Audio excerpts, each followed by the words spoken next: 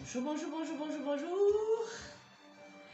Nous allons terminer notre session sur les enfants, session live, la croix et le mariage, avec le thème d'aujourd'hui, ils sont ce que tu es, racine et destinée. Alors nous allons attendre quelques secondes, les autres, tous ceux qui veulent se connecter, avec le chant Revenez à moi de Samini.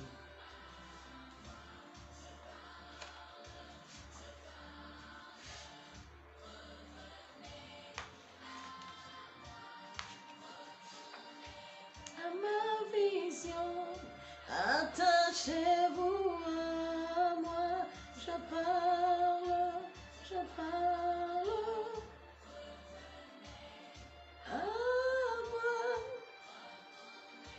À ma vision, attachez-vous à moi, je parle, je parle.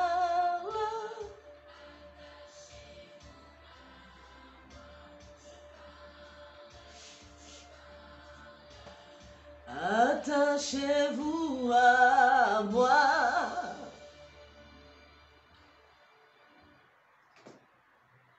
Alors,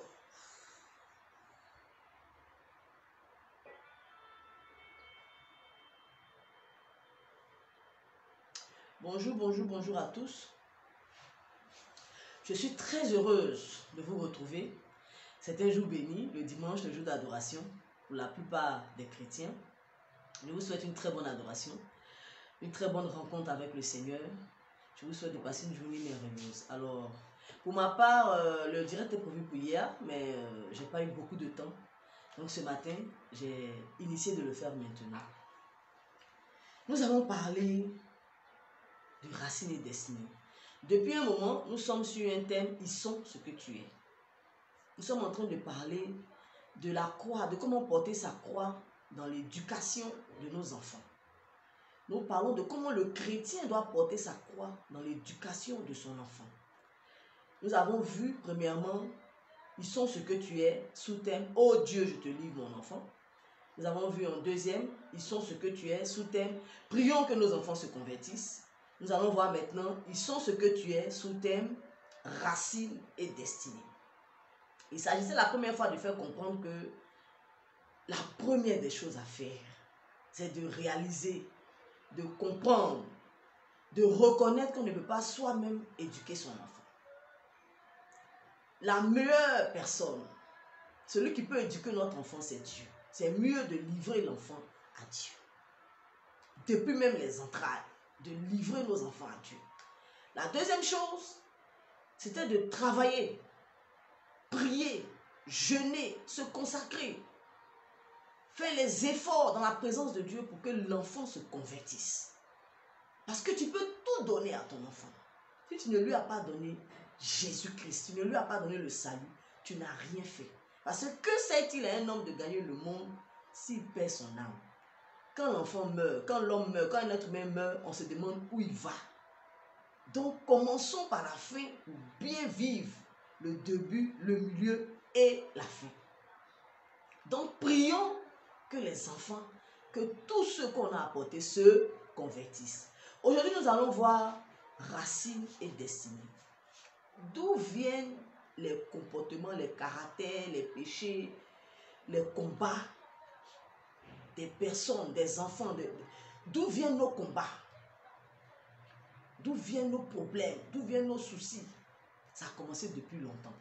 Et nous allons le voir à travers un livre. J'ai lu 4 livres cette année. Un livre, la délivrance du péché de la paresse, du frère Zacharias Tanifomom. Le livre Un vrai serviteur de Dieu de Watchman Nee. Le livre sur la méditation quotidienne de Boniface Meunier, du pasteur Boniface Meunier. Et le livre Racine et destinée du frère Zacharias, du pasteur Zacharias Tanifomom. Quand je suis arrivé sur ce livre, ça fait 2 mois que je suis sur ce livre, je n'ai pas pu avancer. Parce qu'il y a un travail profond à faire. Un travail profond à faire. Qui m'a conduit même, vous avez vu pendant un moment, à ne pas, à mettre beaucoup de temps avant de venir terminer les sessions concernant les enfants. Parce que j'ai vu que c'était un travail méticuleux et profond. Je vais vous partager un pan de ce travail et vous exhorter à vous procurer ce livre, à entrer dans ce travail pour pouvoir vous aussi bénéficier de la grâce d'être des enfants de Dieu, du privilège d'avoir Jésus-Christ. Alors, le livre s'appelle Racines et Destinées. C'est un livre dont l'auteur, professeur Zacharias Tanefomon, a dit, dans le résumé, je vous le lis, nous allons faire beaucoup de lectures, parce qu'il s'agit de parler d'un livre, je ne vais pas inventer ce qui est déjà écrit. Et ce qui est écrit correspond parfaitement, les thèmes sont bien utilisés par rapport à ce que je veux vous exprimer. Donc j'ai utilisé le livre pour faire comprendre le message que je veux faire passer. Alors, intitulé Racines et Destinées, dans ce livre Racines et Destinées, l'auteur fait un exposé sur les effets monumentaux de nos racines, de nos ancêtres, sur ce que nous finissons par devenir dans la vie. Faisant un dessin à partir de nombreux exemples dans la Bible et à partir de sa propre vie, il explique que ce que les parents, grands-parents et arrière-grands-parents d'une personne étaient et faisaient affectera sa progéniture jusqu'à la 3e et la 4e génération. Ainsi, les parents chrétiens ont la divine responsabilité de vivre la foi qu'ils professent afin de transmettre à leur lignée l'héritage de la justice. Plusieurs chrétiens doivent connaître la séparation radicale d'avec tous les péchés, toutes les maladies et les malédictions héritées, ainsi que ceux générés par leur propre rébellion contre Dieu. C'est là le chemin pour avoir des ouvriers capables, qui voient l'urgence de la commission suprême et sont engagés à la faire. Lis ce livre et saisis la vision d'un monde mourant et ayant besoin de soldats redoutables, prêts à faire le sacrifice suprême pour accomplir les desseins de Dieu dans notre génération. Voici déjà le résumé du livre. Alors, je pense que tout chrétien devrait lire ce livre. Tout disciple de Jésus-Christ devrait lire ce livre. Tout enfant de Dieu devrait lire ce livre.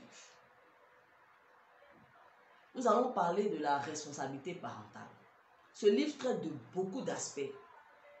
Racines et destinées par rapport au mariage, racines et destinées par rapport aux personnes avec qui on vit. Ce livre traite de beaucoup d'aspects. Nous allons juste prendre ce qui nous intéresse par rapport à notre thème. Comment porter sa croix en tant que chrétien dans l'éducation de nos enfants. Allons à la page 42. La responsabilité parentale. Je vais lire et on va faire beaucoup de lecture. Ceux qui ont du mal à supporter la lecture, bon, je lis, donc ce n'est pas vous qui lisez. Supportez ma voix. Si tu aimes le monde, tes enfants vont exagérer l'amour du monde. David avait environ 10 femmes et concubines. Son fils a eu 1000. Tes enfants n'ont-ils pas déjà exagéré ton amour du monde et ton péché? Très bientôt, ils vont régner le Seigneur. Parents rétrogrades, vos enfants ne vont pas seulement rétrograder, ils régneront le Seigneur. Ils vont exagérer ton cœur divisé. Maintenant, tu détestes la vie remplie de l'esprit. Ils vont exagérer cette haine. Tu es froid, tes enfants seront d'un froid glacial. Je m'efforce d'exagérer la consécration et le service de mon Père. Pour amener ces gens à donner, il avait l'habitude de leur montrer sa propre fiche où il notait ses contributions, dîmes et offrandes, afin qu'ils puissent voir l'évidence du modèle. Tes enfants vont exagérer tes hésitations, ton amour du monde, tes luttes contre les dirigeants spirituels. Tes enfants vont exagérer. Tant que le père ferme son cœur à Dieu, les enfants seront perdus. Peut-être penses-tu faire du mal aux prédicateurs. Tu es en train de tuer tes propres enfants. Tu es en train de tuer tes enfants. Tu entendras leurs cris depuis l'enfer. Tu avais fermé ton cœur à Dieu pendant les réunions. Ils n'ouvriront pas non plus leur cœur. Ils ne deviendront même pas avant de pouvoir résister au message. Ils ne viendront même pas avant de pouvoir résister au message. S'ils sont venus même, c'est que tu as la chance. Pauvres enfants ruinés, rendus pauvres par leurs parents, ruinés par leurs parents. Tu peux en être sûr, tes enfants vont exagérer ce que tu es en train de faire. Tu sais bien que les traits génétiques sont très forts. Si les parents avaient divorcé, alors les enfants auront tendance à divorcer. Il en est ainsi parce que le divorce a été codé.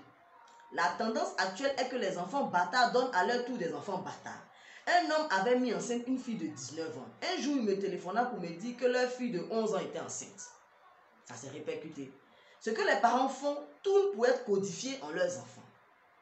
J'ai entendu plusieurs histoires de ce genre. Un frère avait dit, chaque jour ma femme me dit qu'elle va partir. Ses propres parents et grands-parents étaient divorcés. Demeurer dans le mariage ne fait pas partie de sa personne. Le divorce est ce qui a été injecté dans sa personne par son background. Ce que nous sommes avec notre progéniture jusqu'à la 3e et 4e génération. Seuls les insensés pensent que nous ne transmettons que les gènes physiques. Nous transmettons plus ce que nous sommes et faisons. Alors, voici un pan de ce livre concernant la responsabilité parentale. Je vais vous partager autre chose. Je continue. Dans une situation difficile, Abraham avait menti, disant que sa femme était sa sœur. Dans des conditions presque pareilles, son fils Isaac avait aussi dit que sa femme était sa sœur. Quand il y a eu famine, Abraham descendu en Égypte. Isaac voulait aussi aller en Égypte. Seul Dieu l'en empêcha. Est-ce que tu comprends quelque chose? C'est une chose très troublante, mais c'est la vérité. Il est difficile de trouver un enfant consacré venant des parents non consacrés. C'est même plus difficile lorsque la personne non consacrée est l'homme. Il est la tête. Les enfants d'un homme non consacré portent le cachet de la non-consécration. Il est très difficile de déchirer le monde des cœurs des enfants dont les parents aiment le monde. Il est extrêmement rare que les parents croyants qui aiment le monde produisent un enfant consacré. Extrêmement rare. Tu pourrais trouver un enfant consacré venant d'un père non croyant. Mais on trouve difficilement un enfant croyant venant d'un père non consacré. Je préférerais voir mon fils épouser la fille d'un non-croyant plutôt que la fille d'un croyant non consacré. Ça m'a... Le frère Zach, vraiment, il avait de la profondeur devant Dieu. Je préférerais voir mon fils épouser la fille d'un non-croyant plutôt que la fille d'un croyant non consacré. Quand un homme a vu le Seigneur mais a choisi le monde, c'est tragique. Nous avions entrepris avec notre fille Ruth un jeûne de 40 jours. Elle en a déjà fait 19. L'année prochaine, elle fera 4 jeûnes de plus. Elle exagérait ce à quoi nous l'avions entraînée. Si tu te saisis de la vision, tes enfants vont la saisir et l'exagérer. Si tu tournes en rond, ils tourneront en rond et s'écrouleront. Ils ne feront pas ce que tu leur dis. Ils feront ce que tu fais. Ils ne seront pas ce que tu leur dis d'être. Ils seront ce que tu es. As-tu commis la fornication avant le mariage? Ils la commettront.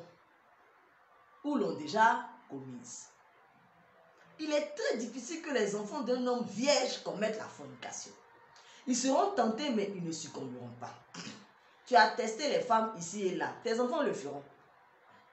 Seulement, ils commenceront très tôt et iront dans les extrêmes.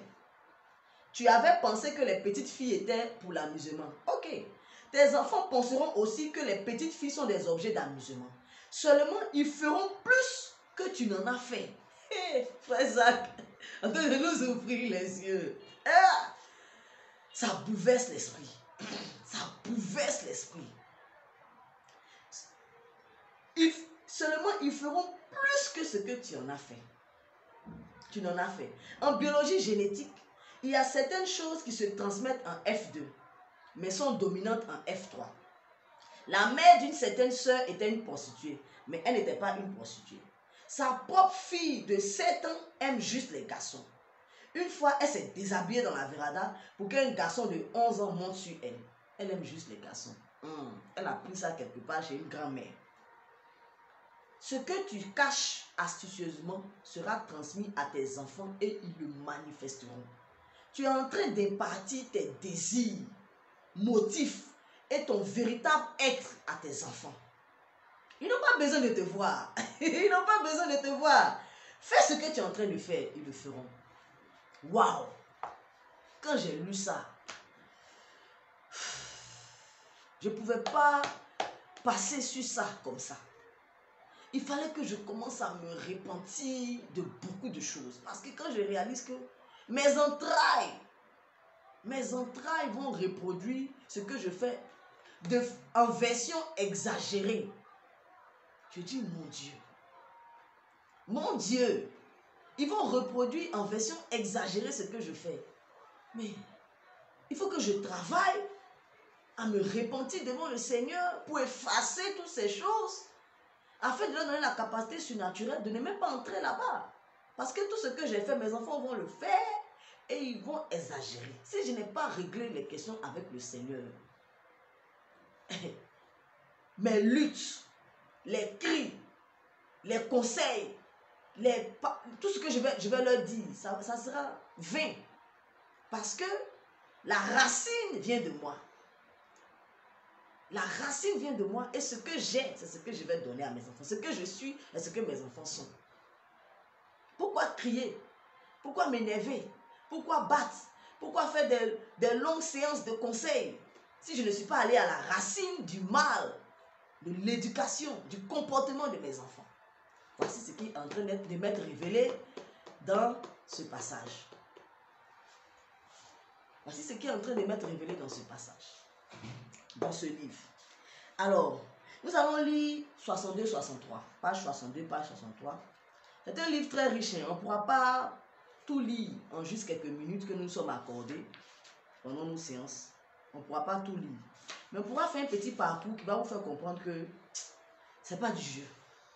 La vie chrétienne, ce n'est pas juste de s'arrêter devant les gens. Ah, je mange Jésus, Jésus, chanter Jésus et tout. C'est une vie, c'est un style de vie, c'est une éducation, c'est un savoir-faire, un savoir-être. C'est pratique. Je vais lire quelque chose en la page 62, la page 63 du livre Racines et Destinées. L'appel à être un chrétien est un appel qui exclut tous les autres appels. Toutes les autres choses peuvent être acceptées aussi longtemps qu'elles n'interfèrent pas avec l'amour pour le Seigneur Jésus. Quand les enfants réalisent que tu es contrôlé par une force autre que celle du Seigneur Jésus, comment peux-tu t'attendre à ce qu'ils croient? Toi, tu crois en autre chose. Tu es contrôlé par une autre force. Jésus n'est pas au devant. Et puis tu es en train de demander que tes enfants se convertissent. Tu es demander que tes enfants croient en Jésus. Ils savent que tu ne crois pas. Même si tu ne le dis pas, même si tu n'en donnes pas l'air, les enfants voient, ils comprennent. Tu as montré par ta propre vie et tes choix que Jésus n'est pas Seigneur. Comment peux-tu t'attendre à ce qu'ils suivent? Ta malhonnêteté te rattrapera. Il parle tellement bien, il écrit tellement bien, le frère Zach. Ce que tu choisis à la croisée des chemins est ce que tes enfants choisiront aussi. Une fois qu'ils seront confrontés à ce même carrefour, si à ce carrefour tu t'es tourné pour adorer l'argent, ils feront de même. Tu leur as enseigné à faire ainsi. Ils le feront. Si tu as reçu l'appel missionnaire et tu t'en es détourné, tes enfants suivront fidèlement le modèle que tu as établi ou eux. Quels sont tes choix? C'est ce qu'il est en train de nous dire. Tu choisis quoi quand tu es à des carrefours où Dieu t'attend? Il faut savoir que ce que tu es en train de faire, tes enfants vont copier. La consécration signifie que tu es vendu pour Dieu. Je continue la lecture. Si cela signifie que tu as proclamé par ta vie que Jésus est Seigneur, cela signifie que tu as proclamé par ta vie que Jésus est Seigneur. Quand les enfants voient vivre ce genre de vie, ils feront le bon choix une fois parvenus au même endroit. Ils savent que Dieu doit être choisi comme leurs parents l'ont fait.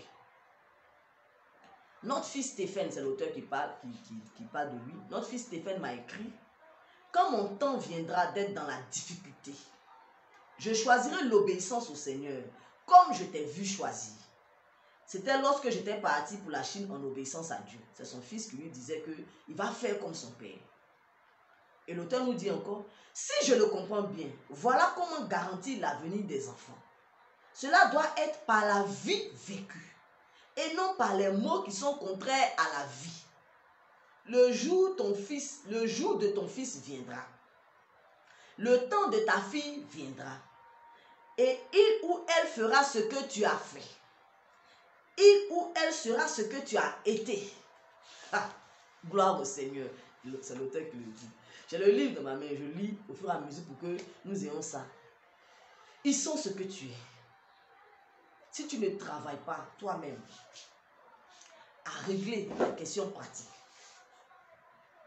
comment peux-tu vouloir que tes enfants soient meilleurs que toi, là où tu as échoué, ce que tu n'as pas voulu faire, tu n'as pas voulu obéir au Seigneur, tu n'as pas voulu te consacrer, tu n'as pas voulu te donner tout entier. Pourquoi veux-tu que tes enfants se donnent tout entier? Pourquoi t'attends-tu à tes enfants là où toi tu n'as pas voulu arriver? Pourquoi attends-tu de tes enfants ce que tu n'as pas pu faire, ce que tu n'as pas voulu faire, le prix que tu n'as pas voulu payer? Voici ce qu'il est en train de nous dire, la responsabilité parentale. Il y a une croix à porter pour réussir l'éducation des enfants. Il y a une croix à porter. Nous allons lire 82, 81, 82, 83 pour finir sur la responsabilité parentale. Nous allons faire beaucoup de lectures parce qu'il s'agit de vérités divines très riches pour nous bénir. Les parents indulgents. Bébé, mon bébé, mon... Les petits, non, les soubouks, on laisse passer. Oh, c'est mon bébé, on laisse faire. On parle de nous ici. Les parents indulgents sont la chose la plus terrible qui soit arrivée à toute la création. Ils sont là pour produire des enfants qui ne peuvent pas combattre. Puisse Dieu te convaincre de ce péché en tant que parent. C'est un péché d'être un parent indulgent. Tu es comme un parent démissionnaire. Tu dois jouer un rôle. Tu dois former quelqu'un. Tu dois travailler pour que quelqu'un soit meilleur demain. Et puis, tu laisses faire. Chaque jour, tu laisses faire. C'est un péché. L'auteur nous dit ça. Es-tu le genre de parent qui ne produit pas de soldats? Il manquera à ta progéniture la puissance de combattre à un quelconque niveau. Je commande à tous les parents indulgents de se repentir. Les enfants trempent les habits pendant des jours. Le lit n'est pas dressé. Les habits sont éparpillés partout. La cuisine est dans un désordre total. Tout est paresse et indulgence. On commence à lire des livres, mais on ne va pas jusqu'au bout. On commence à écrire des lettres, mais on ne les achève pas. Des études sont entamées, mais ne sont pas achevées. Chaque chose porte une marque de paralysie. Il y a une lourdeur pendant qu'on avance en toutes choses. C'est tout cela qui te caractérise. Tu ne peux pas courir. Tu ne peux pas faire des marches de prière. Tu veux lire, méditer. Tout étant couché. Tu es couché et puis tu veux lire, tu veux méditer. Il t'est impossible de faire des choses étant debout. Tu pries dans le lit. Tu as commencé en étant indulgent et l'esprit d'indulgence est venu et a pris le contrôle. Tu es possédé. Tu es maintenant contrôlé par un esprit. Je te commande au nom du Seigneur Jésus de te repentir. Regarde juste la façon dont certaines personnes s'habillent. Très bizarrement. Même la plus belle apparence physique donnée par Dieu est enterrée dans le désordre. Les chaussures sont dispersées. Certaines choses sont suspendues, d'autres couchées. Ils sont fatigués à 11 h du matin. Quand tu vois une telle maison, va auprès de la mère. Elle avait été indulgente avec sa fille. Nous n'avons qu'un seul cœur. Tu ne peux pas être indulgent dans les choses naturelles et ne pas l'être dans les choses spirituelles. Cela coulera en toutes choses et partout.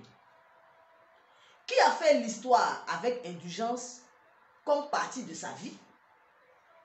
Qui a fait l'histoire avec l'indulgence comme partie de sa vie? Tu veux être indulgent en toutes choses.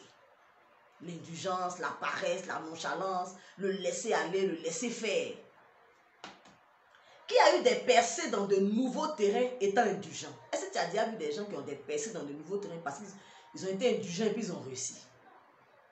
Tu pourrais penser que tu es allé très loin, mais tu n'es pas là où tu aurais pu être si tu n'avais pas été indulgent. Tu aurais pu être plus loin si tu n'avais pas été indulgent. Les gloutons sont malhonnêtes. Qu'ils soient des gloutons gros ou des gloutons minces, ils sont malhonnêtes. Les gens obèses sont malhonnêtes. Ils disent souvent qu'ils ne mangent pas beaucoup. Et pourtant, ils prennent du poids. Peut-être les faire grossir. C'est ce qu'il veut dire. Leur plus grand péché n'est pas tellement la gloutonnerie, mais plutôt la fausseté. À moins qu'ils ne se répandent de leur fausseté et malhonnêteté, c'est impossible qu'ils perdent du poids et le maintiennent. Il y a des poids réguliers pour des tailles, pour l'âge.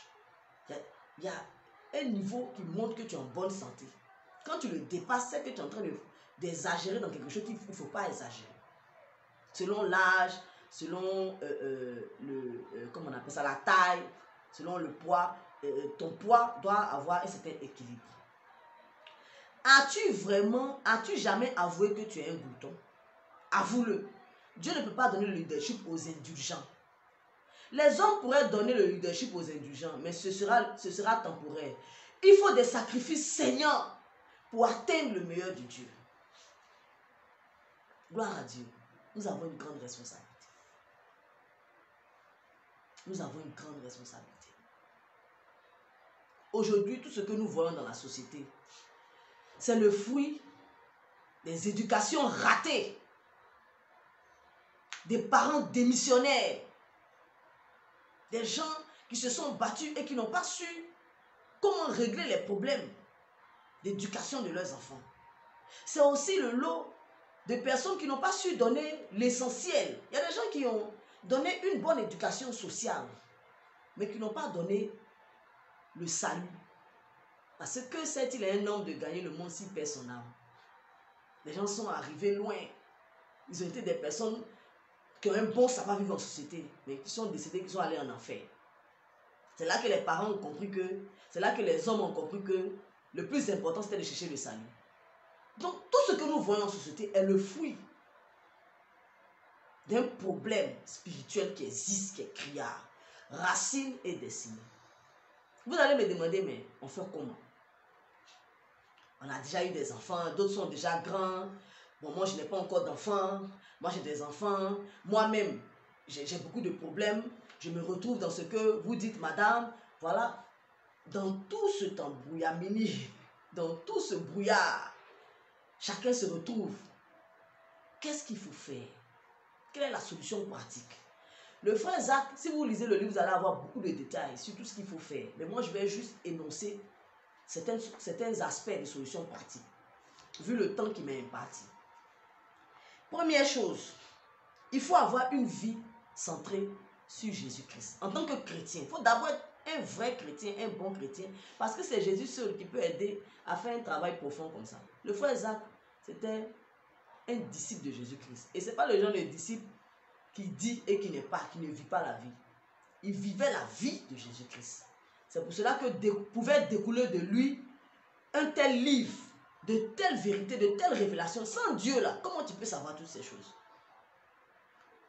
Moi j'ai fait 20 ans de chrétienté, plus de 20 ans même de chrétienté.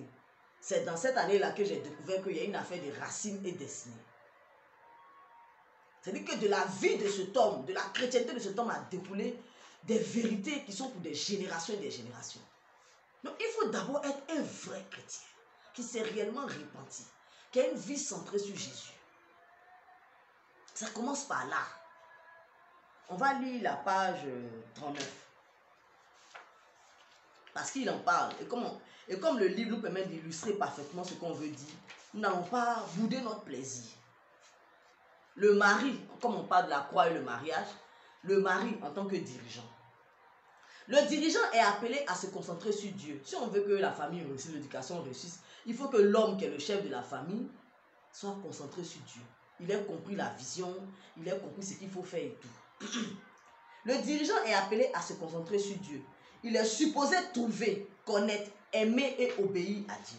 Il est supposé, parce qu'il y a beaucoup de choses qui se passent dans les foyers. Cela aboutira à une intimité avec Dieu. Si cette intimité est perdue, ils, mari et femme, seront davantage perdus. Si au lieu de se concentrer sur Dieu, le dirigeant se concentre sur les saints, sur l'église, ils seront moins édifiés. Le leadership consiste à se concentrer exclusivement sur Dieu. Cette concentration sur Dieu débordera dans le salut des perdus et dans l'édification des perdus. Le dirigeant n'a qu'une seule concentration, Dieu. Si au lieu de se concentrer sur Dieu, il se concentre sur quelque chose d'autre, il a tout raté. Oui, effectivement, à un moment donné de la vie, on a l'impression qu'on vit les mêmes choses que nos parents. Ici, David, sois béni, mon merveilleux époux. Cette concentration, je continue la lecture, cette concentration sur Dieu débordera dans le salut des perdus et dans l'édification des perdus. Le dirigeant n'a qu'une seule concentration, c'est Dieu. Si au lieu de se concentrer sur Dieu, il se concentre sur quelque chose d'autre, il a tout raté. Quand le chef d'un foyer concentre ses regards sur sa femme, bientôt, il va avoir les rides. Mais s'il se tourne et se concentre sur Dieu, il sera changé de gloire en gloire et transformé à la ressemblance de Dieu. Le débordement d'une telle concentration signifiera que la femme et les enfants iront dans la bonne direction et dans la direction de Dieu. Le moyen pour qu'un homme ait une femme qui craint Dieu et aime Dieu est de se concentrer et d'intensifier sa recherche de Dieu. Voici une solution. Pour que tes enfants, pour que ta femme se concentre sur Dieu, toi-même, il faut te concentrer sur Dieu. Parce que c'est Dieu qui a la solution de la bonne éducation pour faire qu'un homme soit accompli en société, pour faire qu'un homme réussisse sa vie sur la terre, c'est Dieu. Donc toi qui es le chef de famille, commence par te concentrer sur Dieu. Pour que Dieu influence ta famille, ton foyer, tes enfants, tout, ta destinée. Si cela se produit, le débordement sera que sa femme aussi va chercher Dieu.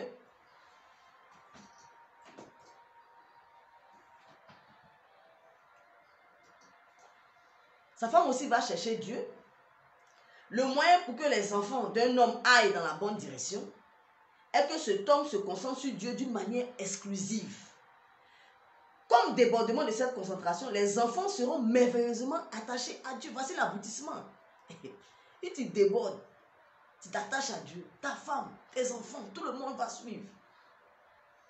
Autant qu'un homme ressemble intérieurement à Christ, autant le meilleur est produit de lui. L'homme qui se concentre sur Dieu, on va rapidement terminer cette lecture. L'homme qui se concentre sur sa femme a tout raté. L'homme qui se concentre sur ses enfants a tout raté. Sous ses propres yeux, ils vont s'égarer. Moi, je veux faire beaucoup d'éloges. Je veux bénir le Seigneur, mon époux. Quand on est rentré dans le foyer, ce n'était pas le meilleur des hommes. Beaucoup de, en tout cas, problèmes de caractère. Nous deux, on est quittés quelque part. Avec des caractères bien trempés. Mais ce qui a fait notre force, c'est que nous sommes deux personnes qui avons envie de réussir avec Jésus. Et mon époux a envie de réussir avec Jésus. Donc, il a fait beaucoup de concessions. Il s'est livré au Seigneur pour qu'il ne soit pas un païen dans une enveloppe de chrétien. Et en un temps record, j'ai pu voir un changement extraordinaire dans sa vie. Ses réactions ont changé, sa manière de penser, sa mentalité. Une des choses que je lui dis tous les jours, je lui dis que je suis dépassée par le fait qu'il a cessé de lutter avec moi. Au départ, c'était comme si, bon, on est en concurrence, toutes choses. Pourquoi c'est lui, pourquoi il va faire ça, pourquoi il va faire comme ça. Quand je lui propose des choses, je lui donne des conseils. Ah chérie, on peut faire comme ça. Comme je suis la femme, donc l'homme doit s'imposer à moi. Il se disait que c'est ce qu'il dit qu'on doit faire. Mais après, il s'est rendu compte que ça ne sert à rien de lutter avec moi. Je ne suis pas son adversaire. Au contraire, je suis son aide, je suis sa femme. Et c'est ce qu'il veut qui va se passer dans le foyer. Parce que moi aussi, il fallait que je montre que je suis soumise à lui. Et je veux qu'il progresse. Mais Dieu vraiment l'a transformé. Il a dit, je ne veux pas être un homme bizarre. Je ne veux pas être quelqu'un qui t'éprouve chaque jour. Tu es là, tu es obligé de pleurer devant le Seigneur. Je refuse d'être cet homme-là. Prie pour moi. Et puis je l'ai vu faire les efforts, prendre des retraites, se repentir quand il faut, se rabaisser, s'humilier pour changer. Et je vois le changement. Il se tourne vers Dieu. Au départ, il n'avait pas la réaction systématique de méditer avant de prendre une décision. Mais aujourd'hui, il ne fait rien sans avoir médité sur la question. Mais si Jésus n'est pas entré dans cette affaire, on courait à la dérive. Parce que l'influence sur moi rejaillit sur les enfants. On apprend aussi à nos enfants à donner à Dieu la première place. On n'est pas parfait, on n'est pas meilleur, mais le fait d'avoir Jésus fait qu'on cherche chaque jour, on recherche Dieu chaque jour pour réussir. On sait qu'on est faible, on sait qu'on a beaucoup de lacunes, on sait qu'on n'est pas parfait, mais on veut réussir notre vie avec ce Jésus que nous avons choisi de servir sur la terre. Donc on le cherche, on le trouve et on témoigne de ses œuvres dans nos vies et nos enfants le voient. Je veux dire merci à Dieu pour ce merveilleux époux qu'il m'a donné. Et je prie pour protéger le don, la personne, le caractère, le dépôt de Dieu en Brissy et Bédavi. Voici une solution pratique. Une autre solution pratique, nous allons à la page... on va aller rapidement parce que notre temps s'est écoulé. On est carrément à la fin. 74-75.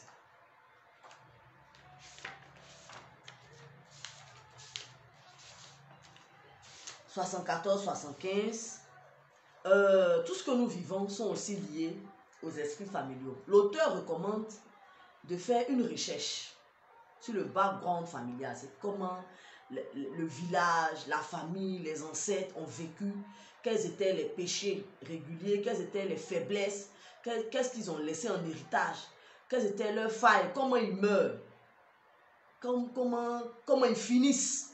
Ils finissent pauvres, ils finissent riches, qu'est-ce qu'ils arrivent à faire, qu'est-ce qu'ils n'arrivent pas à faire. L'auteur recommande d'aller faire des recherches. Le professeur Zacharias d'aller faire des recherches de façon approfondie sur toutes ces choses. Pour pouvoir savoir d'où nous sommes tirés, savoir notre origine, savoir ce qui aussi nous guette. S'il y avait beaucoup d'adultère, s'il y avait beaucoup de misère, de pauvreté, beaucoup de maladies, de folie dans la famille, dans le village, il faut aller s'informer. Plus de 4 générations au-dessus. Parce que les péchés agissent jusqu'à la 4e génération. Il faut aller s'informer, il faut aller s'instruire. Et quand ce travail a été fait, il faut maintenant rentrer dans le combat spirituel pour déraciner toutes ces choses. Parce que c'est profond. Et je lis les esprits familiaux et territoriaux. Donc on fait les recherches sur les esprits qui dominent la famille et le territoire. Les territoires, les villages, les territoires, là où on est, les esprits qui dominent. Et maintenant, les esprits familiaux et territoriaux peuvent être forts. Les alliances qui ont été signées avec le royaume des ténèbres ont une portée lointaine. Une personne devrait rassembler d'autres personnes avec lui dans un long jeûne pour le renversement des esprits de famille. Il y a un niveau d'engagement pour chaque famille. S'ils sont très engagés dans les choses du monde, mais ont une petite ou aucune vision dans les affaires chrétiennes, c'est l'évidence d'une malédiction. S'ils ont un cœur léger, autant dans les choses mondaines que dans les choses spirituelles, alors ils sont consistants. Prends un long jeûne et brise la résistance de ta famille à Christ.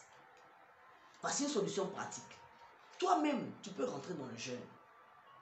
Tu prends un long moment de jeûne. Et puis tu brises, tu prends point par point tout ce que tu as énuméré. Les péchés, les infimités, les problèmes. Comment chacun finit. Il faut décider que ça va s'arrêter à ton niveau. Et puis fais un travail spirituel avec le Seigneur. Le Saint-Esprit de Dieu. Il y a des péchés de tes parents, tes grands-parents qui agissent sur toi. Mais il y a toi-même tes péchés qui agissent. Il faut te repentir et demander pardon pour les péchés de tes parents, tes grands-parents. Solution pratique. Autre solution pratique, achète le livre. Le livre, tu peux l'avoir à la communauté missionnaire chrétienne internationale. Dans le monde entier, ce livre est vendu. Maintenant, je peux te donner un numéro. Tu peux noter 00225 04 10 10 14. Le pasteur Josias Ano. 00225 04 10 10 14. Le pasteur Josias Ano. Si tu rentres en contact avec lui, il est sur WhatsApp. Il peut te rédiger dans toutes les nations, tous les points de vente dans le monde entier. Ce livre est disponible à moindre coût. C'est vraiment un cadeau. Le coût qu'on donne, c'est l'argent qu'on paye pour avoir ce livre n'est rien à côté de ce que ça vaut. C'est vraiment donné. C'est pour pouvoir produire le livre. Donc c'est un don. C'est un cadeau qui est fait. Ce qu'on paye, c'est pour pouvoir produire le livre, pour que la production demeure continue. Voilà, pour qu'elle s'autofinance. Sinon, c'est pas les livres excessivement chers et tout. Donc, vous savez que tout ce que Dieu donne est gratuit. Vous avez reçu gratuitement, donné gratuitement. Le frère Zach a donné gratuitement. Il y a des trésors dans ce livre. Moi, ça fait 2 mois que je suis sur ce livre, le travail de ce livre, et je n'ai pas encore fini. Je n'arrive pas à prendre un autre livre pour lire ou pour travailler. Parce qu'il faut que je règle des questions pratiques. Je veux réussir ma vie sur la terre. Je veux être un modèle à suivre pour mes enfants. Je veux être la meilleure épouse qui soit donnée d'avoir pour mon époux. Je veux que chaque jour, il loue le Seigneur pour dire, hey, si je n'avais pas eu cette femme-là, est-ce que j'allais réussir? Je veux que ma famille, mes parents soient bénis et heureux que j'ai existé sur la terre. Parce que ce que je vais produire comme résultat, comme vie, va réjaillir sur ma famille. Les combats que je peux mener pour sauver beaucoup de personnes, je veux rentrer dans cette dimension. Je vais aller loin avec le Seigneur. Je vais être profonde. Je vais être riche. Riche de cœur, riche d'âme, riche d'esprit. Je vais être riche selon Dieu. Et je veux réussir ma vie sur la terre. Donc je suis en train de faire un travail avec le Seigneur. Je t'invite à rentrer dans cette dimension. Parce qu'il faut qu'on produise une nouvelle génération de personnes. Des soldats qui vont pouvoir ramener ce monde à la vision que Dieu avait quand il créait le monde. Parce qu'en principe, selon Dieu, le ciel, le paradis doit être vécu sur la terre avant d'arriver là. Mais ce qu'on vit aujourd'hui, l'enfer même est déjà sur la terre. L'enfer est déjà sur la terre. Parce qu'il y a trop de misère, trop de désobéissance à Dieu, trop d'abomination. Il faut commencer à produire une nouvelle race de personnes qui vont apporter le règne de Dieu sur la terre. Soyez bénis. On a pris tout le temps qu'il fallait pour donner le peu. Ça représente très peu par rapport à ce que ce livre donne. Oui, oui, mon merveilleux époux. Oui, cette vérité. Oui. Procurez-vous le livre. Procurez-vous le livre. Cette vérité de Racine est incontestable à tel point que quand un parent avait même d'avoir des enfants, quand un parent sait ça avant d'avoir des enfants, il les porte en lui partout où il va et rend ses enfants participants de ses actes. Effectivement.